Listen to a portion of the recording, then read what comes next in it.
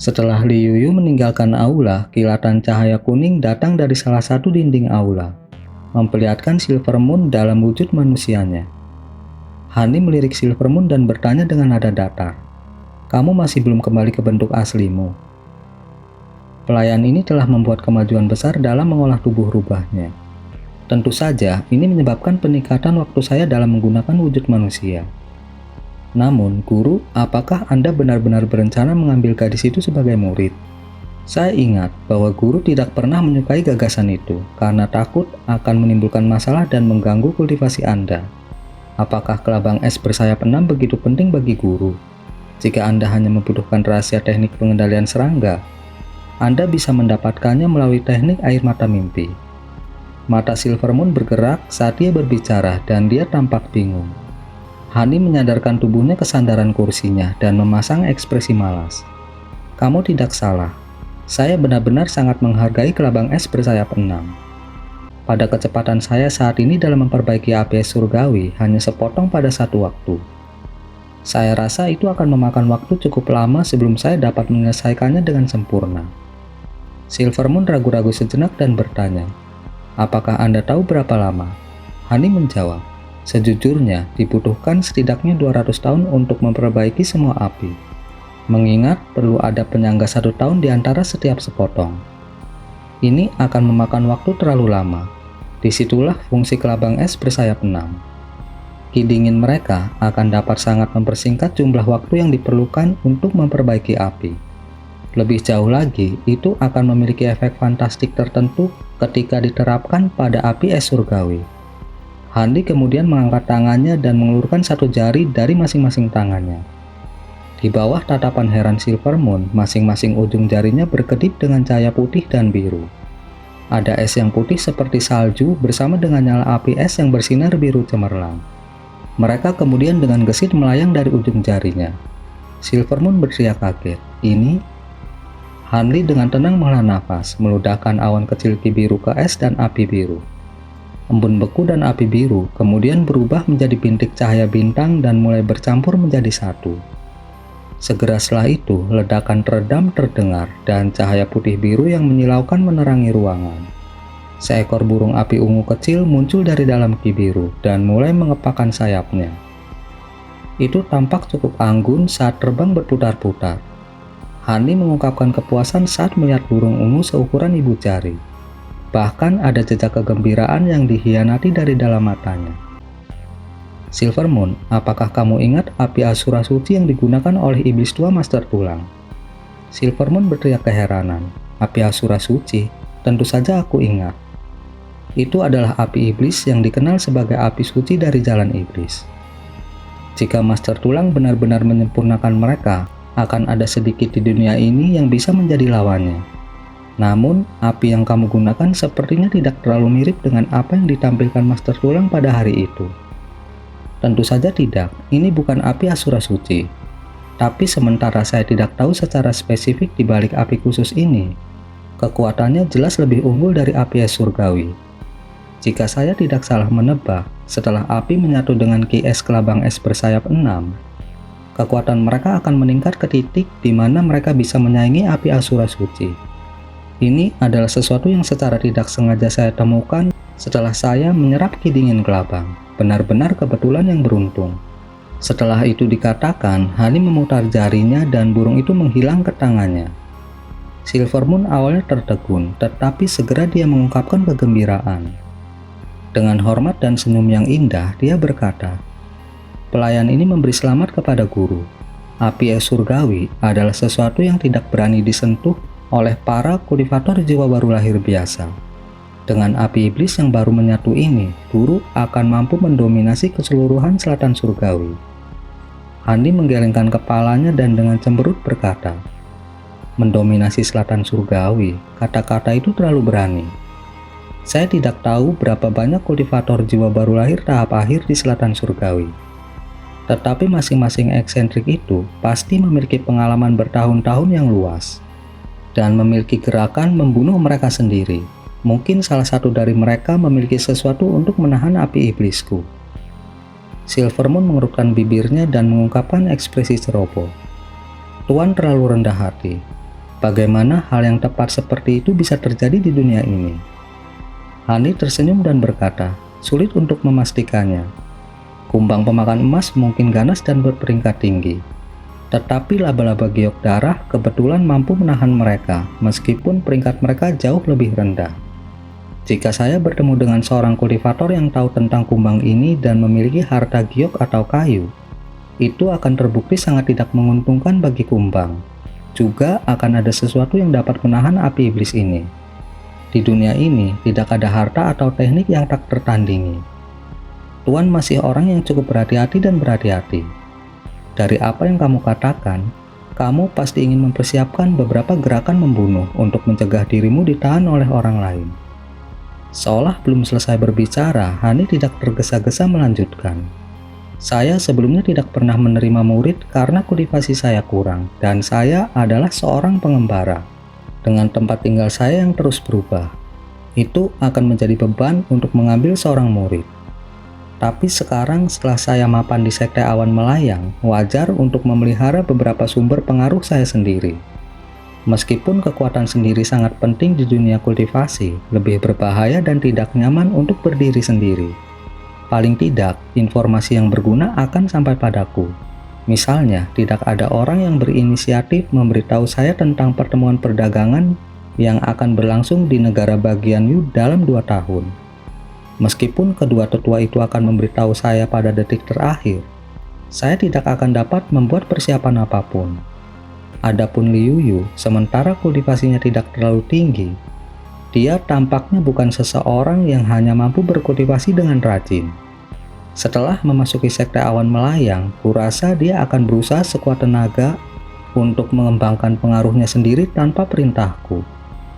Silvermoon tersenyum dan menambahkan, dengan pembatasan jiwa yang dikenakan padanya, dia tidak akan bisa mengkhianatimu sampai kultivasinya melampaui kultivasi guru. Oleh karena itu, pengaruhnya secara alami akan menjadi milik Anda. Ini jauh lebih menguntungkan daripada menerima murid biasa. Hani melirik Silvermoon dan dengan acuh tak acuh berkata, bagus kalau kamu tahu. Dia kemudian mengalihkan pandangannya ke arah badak besi. Binatang roh itu berhasil bangkit dengan goyah, tetapi agresivitasnya sangat berkurang. Sekarang menatap Hani dengan sedikit ketakutan. Meskipun binatang roh ini tidak terlalu berguna bagiku, aku bisa mengendalikannya secara langsung melalui penggunaan alat sihir karena itu milik klan. Saya akan dapat menukarnya dengan bahan yang sangat bagus. Setelah Anda melatihnya, tutup di ruang binatang roh. Setelah pertemuan perdagangan di negara bagian Yu terjadi, saya akan melihat apakah saya dapat menukarnya dengan beberapa bahan langka atau tidak. Saya akan pergi sekarang untuk menempatkan pembatasan jiwa pada Liu Yu. Hani mengambil jimat komando hitam dari kantong penyimpanannya dan menyerahkannya ke Silvermoon. Silvermoon mengambilnya ke tangannya dan dengan hormat menjawab, seperti yang Anda perintahkan, Tuan. Hani kemudian berdiri dan tanpa berkata-kata meninggalkan ruangan. Silvermoon mengotak-ngatik jimat perintah di tangannya dan bergumam pada dirinya sendiri dengan ekspresi termenung, seolah merenungkan apa yang baru saja dikatakan Hanli. Sesaat kemudian, dia mengangkat medali perintah ke arah penghalang cahaya sambil tersenyum. Seberkas cahaya kuning kemudian melesat keluar. Segera setelah itu, serangkaian teriakan menyedihkan memenuhi aula. Setelah Hani menempatkan pembatasan jiwa ke Liu Yu, dia membawanya ke pria tua berambut perak. Tentu saja, dia tidak memberikan kebenaran yang lengkap. Dia hanya menyebutkan bahwa mereka memiliki sedikit hubungan dan dia telah membawanya kembali ke negara bagian Si dari Sekte Roh Pengendali, berniat untuk menerimanya sebagai murid dan menjaganya. Ketika lelaki tua itu mendengar ini, dia awalnya tertegun sebelum tertawa dengan ekspresi sadar. Saya bertanya-tanya mengapa Junior Han melakukan perjalanan ke daerah kekuasaan Jalan Iblis. Jadi ternyata untuk keponakan bela diri Liu. Bagus, sangat bagus. Sekte ini selalu bisa menggunakan kultivator formasi inti lain dan seorang wanita pada saat ini. Pria tua berambut perak itu menerima Liu Yu ke dalam Sekte Awan Melayang tanpa masalah. Hani sangat puas dengan ini dan mengobrol dengan pria tua itu beberapa saat sebelum berangkat dengan wanita itu. Liu Yu kemudian resmi mengganti namanya menjadi Liu Mei dan resmi menjadi murid dalam nama Hanli. Meskipun Hani mengatakan dia nggak akan membimbing wanita itu secara pribadi, dia nggak akan pelit ketika mengambil murid di bawahnya. Dia memberi wanita itu 2 harta ajaib dan beberapa botol pil obat inti iblis. Jika Liu Mei enggan mengambil Hanli sebagai master, dia sekarang lebih dari senang untuk memberikan penghormatan kepadanya setelah hadiah murah hati tersebut. Untuk pertama kalinya, dia merasa bahwa meninggalkan sekte roh pengendali untuk menjadi murid Hanli bukanlah hal yang buruk. Untungnya, wanita ini agak cerdas dan segera menyerahkan selip batu giok yang berisi semua teknik pengendalian serangga yang dia tahu. Dia juga menyerahkan kelabang es bersayap 6 miliknya. Hani menerima barang-barang itu dengan ekspresi tenang dan mengakhiri upacara penerimaan murid. Setelah meninggalkan gua kediaman Hanli, dia mendirikan guanya sendiri di Gunung Phoenix Putih Sekte Awan Melayang dan menjadi anggota kultivator tingkat tinggi Sekte Awan Melayang. Tidak jelas apakah lelaki tua berambut perak itu membayar muka kepada Hanli atau tidak. Liu Mei ditunjuk sebagai wakil Raja Gunung Phoenix Putih, memberi Raja Gunung Song asisten. Ketika Hani mendengar masalah ini, dia hanya tersenyum. Setelah Hani memperoleh kelabang, dia menggunakan rumput rok pelangi untuk mendewasakan mereka. Mengingat bahwa rumput rok pelangi memiliki efek ini terhadap kumbang pemakan emas, itu juga pasti mempengaruhi kelabang es bersayap 6. Tentu saja, dia juga memasuki ruangan terpencil dan mulai mempelajari teknik pengendalian serangga bersama dengan seni formasi baru lahir mendalam yang ditinggalkan Xin Ruyin. Hani duduk tak bergerak di lantai dengan mata terpejam saat cahaya biru mulai mengalir di sekujur tubuhnya, seolah-olah dia sedang mengolah teknik. Beberapa saat kemudian, dia membuka matanya dan matanya menjadi cerah. Dia segera meraih ke kantong penyimpanan di pinggangnya dan tanpa berkata-kata mengucapkan eksekusi. Tiba-tiba, beberapa ribu kumbang pemakan emas yang tercemar hitam berbondong-bondong dari kantong dan buru-buru berubah menjadi awan besar 3 meter yang berputar di atas Hanli. Hani berdiri tanpa ragu-ragu dan mulai menggerakkan kakinya dengan pola sambil bergumam pada dirinya sendiri. Dia mengangkat tangannya dan menembakkan kabut cahaya biru menyelimuti awan kumbang. Kumbang pemakan emas tiba-tiba berhenti berdengung dan mulai melayang-layang dalam formasi ketat. Namun, nggak satu pun dari mereka melakukan kontak satu sama lain, membuat pemandangan yang aneh. Tatapan Hani berkedip cerah saat dia melihat awan kumbang. Dia menatap sejenak sebelum membentuk gerakan mantra dengan satu tangan. Dia kemudian mengulurkan tangannya yang bebas, seolah-olah meraih kumbang dan berteriak dengan lembut. Cahaya biru berkelap-kelip dari awan kumbang, dan mereka segera jatuh ke tangan Hanli, menyelimutinya di dalam mereka. Kumbang itu beberapa kali lebih cepat dari sebelumnya, dan mulai dengan panik terbang melingkar di sekelilingnya, membentuk penghalang yang tidak bisa ditembus. Hanli tersenyum melihat pemandangan itu. Tetapi senyum itu segera menghilang saat dia mulai mengucapkan mantra yang dalam dan samar. Tiba-tiba, awan serangga menyerang Hani dengan letusan cahaya biru yang menyilaukan. Sesaat kemudian, cahaya menghilang untuk mengungkapkan tubuh Hanli yang ditutupi baju besi dengan desain sederhana dari emas, perak, dan hitam. Armor itu berkilau dengan cahaya biru dan terus berkilau. Dari pandangan sekilas, orang bisa tahu itu sangat keras dan tahan lama. Senyum Hani berubah menjadi seringai dan dia mengelus armor itu. Itu terasa sangat mulus, seolah-olah tanpa cacat. Senyum Hani memudar, dan dia menghela nafas bergumam. Tidak buruk, saya benar-benar tidak berpikir bahwa ide saya dari Balai Surgawi untuk menggunakan kumbang sebagai baju besi akan berhasil. Sekte roh pengendali benar-benar layak mendapatkan ketenaran karena teknik pengendalian serangga mereka. Mereka jauh lebih kuat dari yang saya bayangkan. Teknik pengendalian serangga tidak sulit untuk dikultivasikan, dan mengingat kultivasi dan pemahaman Hanli saat ini itu mudah dipelajari. Meski begitu, teknik rahasia ini sangat memperluas wawasan Hanli, dan banyak metode yang tercatat untuk mengarahkan serangga agar menyerang sangat menarik dan mengesankan. Teknik armor serangga khususnya telah memungkinkan dia untuk bertindak berdasarkan pemikiran sebelumnya tentang ide tersebut. Sebelumnya, dia mampu mengkonsentrasikan kumbang pemakan emas yang tercemar hitam menjadi bentuk sederhana seperti bilah. Namun, objek serumit armor perang masih di luar jangkauan. Itu adalah masalah sulit yang tidak bisa diselesaikan. Dengan teknik armor serangga yang terkandung di dalam slip batu giok, dia dapat dengan terampil mempelajari cara memadatkan armor perang hanya dalam waktu 1 bulan. Hanli dipenuhi dengan kegembiraan. Dia yakin, ahli yang menemukan teknik ini kemungkinan besar memiliki serangga sekuat kumbang pemakan emas yang kekuatan pertahanannya tidak kalah dengan harta jenis baju besi sejati. Selain itu, teknik ini tidak terlalu dikenal mengingat kultivator serangga sangat sedikit. Di tangan Hanli dan dengan daya tahan yang luar biasa dari kumbang pemakan emas bernoda hitam bersama dengan kemampuan transformasi khusus mereka, teknik ini dapat menciptakan baju zirah yang sangat cocok untuk dirinya sendiri dan memiliki kemampuan pertahanan luar biasa yang melampaui baju zirah biasa.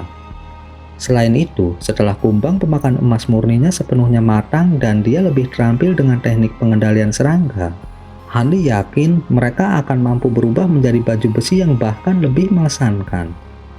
Dengan memikirkan kumbang pemakan emas yang telah berevolusi sepenuhnya, dia merasa sulit untuk menahan kegembiraannya. Beberapa saat kemudian, Hanli akhirnya mendapatkan kembali ketenangannya. Dia mengelus baju besinya di saat berpikir sebelum meniup seteguk ki spiritual ke baju besi. Armor itu dengan cepat menyebar kembali ke awan kumbang dan kembali ke kantong binatang roh di bawah perintah Hanli. Dia kembali duduk bersila di tanah dan mengeluarkan slip batu giok biru dari kantong penyimpanannya, barang yang ditinggalkan Shinruin. Dia menggenggamnya dengan kedua tangan dan menyipitkan matanya sebelum dengan cepat membenamkan indera spiritualnya ke dalam slip batu giok. Dia melewatkan mantra formasi kuno untuk saat ini dan mencari seni formasi baru lahir yang mendalam di bagian paling akhir. Teknik ini diciptakan oleh seorang kultivator jalan iblis yang tidak disebutkan namanya di zaman kuno. Gak hanya mantranya yang dalam dan samar, tetapi kata-katanya padat dengan makna yang tersembunyi dan kaya.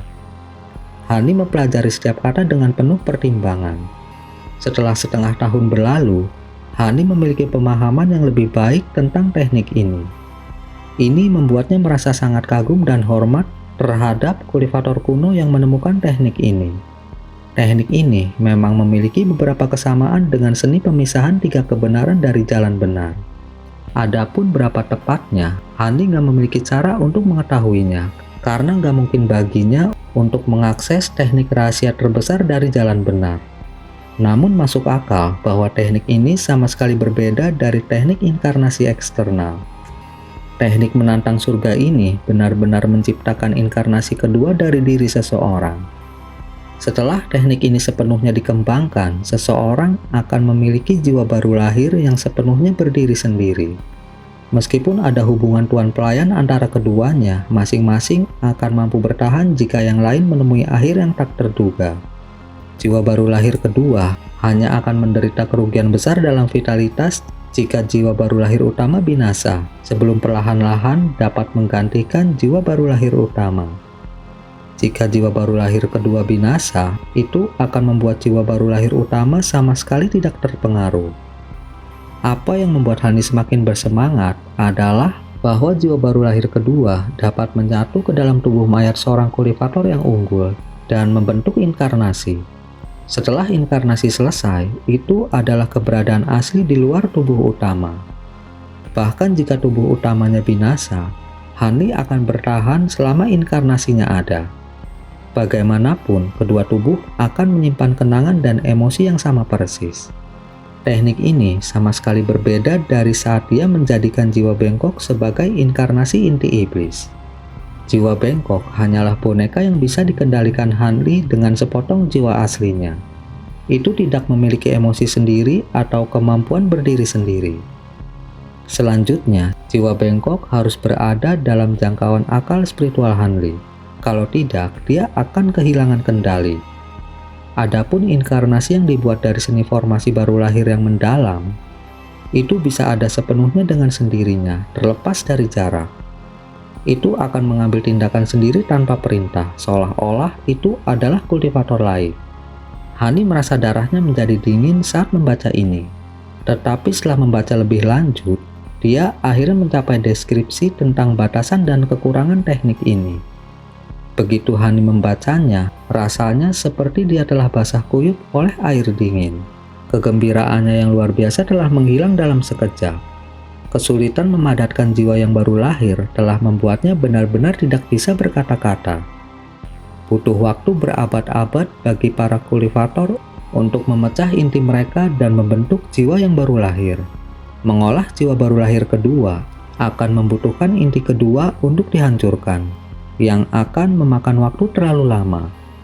Satu-satunya metode adalah merebut jiwa baru lahir kultivator lain dan menghapus kesadarannya. Setelah bersatu dengan indera spiritual seseorang, itu akan menjadi jiwa baru lahir seseorang. Meskipun Slip Kiyok menyebutkan metode untuk merebut dan menghapus kesadaran jiwa baru lahir kultivator lain, tentu saja itu adalah masalah yang sangat berbahaya dengan peluang keberhasilan yang rendah. Bahkan jika ini berhasil entah bagaimana secara kebetulan, proses penyatuan bahkan lebih berbahaya. Mengingat bahwa jiwa baru lahir untuk sementara disita dengan paksa menyatukannya dengan diri sendiri, masih beresiko indera spiritual akan dilahap oleh jiwa baru lahir target dalam prosesnya. Tentu saja jika ini berhasil, seseorang akan memiliki jiwa baru lahir kedua bersama dengan banyak manfaatnya. Jika seseorang ingin melangkah lebih jauh dan menciptakan inkarnasi, dia hanya perlu menemukan mayat yang cocok dan memiliki jiwa baru lahir kedua. Tentu saja, semakin besar kultivasi tubuh asli semakin baik. Akan optima jika itu adalah tubuh seorang kultivator jiwa baru lahir, sehingga jiwa baru lahir kedua dapat sepenuhnya memanfaatkan kekuatannya. Namun demikian, bukan hal yang mudah untuk membunuh seorang kultivator dari kelas yang sama. Itu adalah masalah yang sangat sulit, dan bahkan dengan kekuatan besar Hanli, dia meragukan kemampuannya sendiri untuk melakukannya. Tentu saja, bahkan jika formasi baru lahir yang mendalam berhasil, seseorang masih belum bebas dari kekhawatiran. Masih ada kemungkinan serangan balik. Inkarnasi akan setara dengan pemurnian diri lain. Dengan berlalunya waktu, akan ada perbedaan antara emosi dan ingatan mereka yang muncul. Inkarnasi bahkan mungkin berusaha sekuat tenaga untuk menguasai tubuh utama, terutama ketika inkarnasi memiliki kekuatan yang lebih tinggi dari tubuh utama. Ada kemungkinan dia akan memanfaatkan koneksi khususnya ke tubuh utama untuk menahannya, membalikan posisi mereka. Dengan demikian, meskipun inkarnasi dapat dipisahkan oleh jarak yang sangat jauh dan menjalankan perintah tubuh utama, yang terbaik adalah tidak menyimpang terlalu jauh. Seringkali, seseorang harus melakukan teknik penyatuan seni formasi baru lahir yang mendalam untuk mengusir iblis dalam setiap jiwa dan menyatukan jiwa utama mereka menjadi satu, memperkuat kendali jiwa utama atas inkarnasi. Tentu saja selain serangan balik inkarnasi, inkarnasi juga memiliki kekurangannya sendiri, tetapi itu tidak terlalu signifikan. Faktanya, ketika jiwa baru lahir kedua diperoleh, itu sudah dianggap sebagai tahap awal kesuksesan untuk teknik penyatuan formasi baru lahir. Tanpa perlu mengembangkan inkarnasi kedua, seseorang memiliki keuntungan besar dalam pertempuran. Jiwa baru lahir kedua akan dapat menggunakan berbagai kemampuan yang kuat dan sangat meningkatkan peluang untuk bertahan hidup tanpa bahaya dari serangan balik. Ekspresi Hani cemberut saat dia memeriksa kelebihan dan kekurangan dari seni kultivasi ini. Meskipun sangat sulit untuk dikultivasikan, itu memiliki kemampuan yang kuat secara proporsional yang tidak akan dia lepaskan dengan mudah. Selama dia sepenuhnya mengolahnya, itu akan setara dengan memiliki kehidupan tambahan, proposisi yang sangat menawan. Adapun bagaimana dia akan mendapatkan jiwa baru lahir kultivator lain, Hanli tiba-tiba teringat roh kayu baru lahir yang dia tangkap sebelumnya. Hani mengerutkan kening dan mengeluarkan kotak kiyok dari kantong penyimpanannya. Dia dengan lembut membelai kotak kiyok dan tetap diam untuk waktu yang lama. Dia mendengar sedikit asal-usul roh kayu baru lahir dari Liu Mei, dan secara alami tahu bahwa itu sangat berbeda dari jiwa baru lahir biasa. Namun, itu juga masuk akal bahwa teknik 5 elemen roh yang baru lahir dari sekte roh pengendali memiliki beberapa kesamaan dengan teknik formasi baru lahir yang mendalam. Karena roh baru lahir ini akan digabungkan dengan kultivator formasi inti, menyempurnakan roh kayu yang baru lahir sebagai jiwa baru lahir kedua harus mengikuti prinsip yang sama dan terbukti mungkin. Selain itu, dia nggak memiliki kegunaan lain untuk roh kayu baru lahir, sehingga nggak ada salahnya mencoba. Adapun bahaya merebutnya dan menghapus kesadaran jiwa yang baru lahir, itu seharusnya tidak menjadi masalah dengan bantuan dari hartanya yang lain dan indera spiritualnya yang kuat. Satu-satunya masalah yang harus dia khawatirkan adalah penyatuan jiwa baru lahir yang tidak terbentuk. Jika ada masalah yang terjadi, dia hanya bisa memutuskan bagian dari indera spiritualnya yang menempati jiwa yang baru lahir, menyebabkan kerusakan besar pada jiwanya dalam prosesnya. Sulit untuk mengatakan apakah hasil seperti itu akan menghasilkan pengaruh yang bertahan lama di benaknya. Dengan pemikiran itu, Hani mulai memasang wajah ragu-ragu. Setelah melirik kotak giok di tangannya hampir sepanjang hari, Hani menghela nafas dan perlahan memasukkannya kembali ke dalam kantong penyimpanannya. Cahaya biru kemudian melintas dari tangannya, dan slip batu giok biru muncul kembali. Haruskah dia mengambil resiko untuk memperbaiki jiwa baru lahir kedua? Dia akan menunda keputusan sampai dia sepenuhnya memahami mantra untuk seni formasi jiwa baru lahir yang mendalam. Masalah ini berbahaya dan sangat sulit. Karena itu, akan lebih baik jika dia berhati-hati. Dengan pikirannya yang sudah bulat, dia menenggelamkan indera spiritualnya ke dalam batu giok dan memasuki keadaan tidak sadar. Tidak jauh dari Hanli, Silvermoon dengan damai berkultivasi di kamarnya sendiri yang terpencil. Semua tugas lain-lain ditangani oleh boneka kera Hanli. Waktu dengan cepat berlalu dan 1 tahun lagi telah berlalu. Suatu hari, 2 garis cahaya, 1 biru dan 1 putih, terbang ke arah gua kediaman Hanli. 2 bayangan bisa dibuat samar-samar dari dalamnya. Mereka adalah 2 tetua sekte awan melayang, seorang pria tua berambut perak dan seorang pria paruh baya berwajah pucat.